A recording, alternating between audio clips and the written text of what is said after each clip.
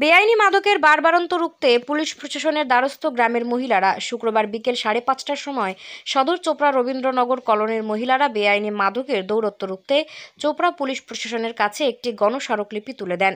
এ বিষয়ে গ্রামের মহিলারা বলেন, চোপড়ার বিভিন্ন এলাকায় অবৈধভাবে ড্রাগ, গাঁজা, ফেন্সিডিল, চোলাই মদ সহ নেশার আকড়া হয়ে উঠেছে। দেদার বিকোচ্ছে বেআইনি মাদক, নেশা আসক্ত যুব সমাজ। চড়া দামে ড্রাগ কিনতে টাকার অভাবে বাড়ছে চুরি। অভিযোগকারীদের বাড়িতে রয়েছে অনেকেই এ নেশা আসক্তিতে অতিষ্ঠ হয়ে পরিবার মহিলারা সহ গ্রামের শুভবুদ্ধি সম্পন্ন অনেক মহিলারা এগিয়ে আসে আর চোপড়া পুলিশ প্রশাসনের দ্বারস্থ হয়ে বেআইনি মাদক বিক্রি ও আসক্তিত যুব সমাজের উৎপাত রুখতে লিখিত অভিযোগ দায়ের করা হয়। চোপড়া থেকে গোপাল সরকারের রিপোর্ট, উত্তরবঙ্গ টুডে 24।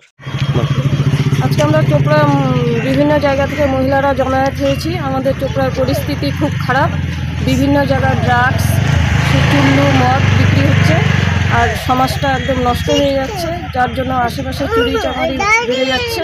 আমরা আইসির কাছে আসলাম, এসে একটা মার্চ পিটিশন জমা দিলাম।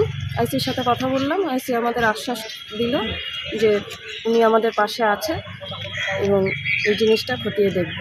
কোন জায়গাতে সবচেয়ে বেশি দৌরত্ব এই ড্রাগসের? কোন জায়গাটা আপনাদের? রবীন্দ্রনগর কলোনি আছে, হাতিখিচা মোড় আছে। থানায় কেন?